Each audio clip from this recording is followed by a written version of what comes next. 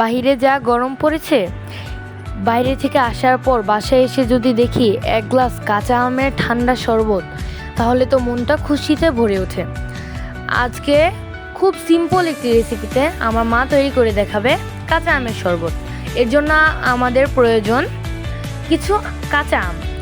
এই কাঁচা আমগুলো ছিলে নেওয়া হয়েছে। ছিলে নেওয়ার পর এগুলোকে ভালো করে টুকরো টুকরো করে কেটে নিতে হবে। কেটে নেওয়ার পর আমাদের প্রয়োজন কাঁচামরিচ, ধনেপাতা, বিট লবণ, সাধারণ লবণ, 1 কাপ চিনি এবং ঠান্ডা পানি। এখন সবগুলো উপকরণ ব্লেন্ডার জারে ঢেলে নিতে হবে এবং ব্লেন্ড করে নিতে হবে।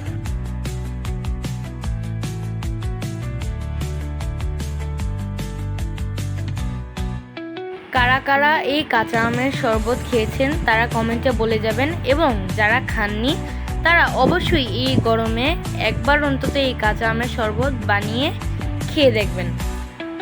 এটি খুবই মজাদার। আল্লাহ হাফেজ।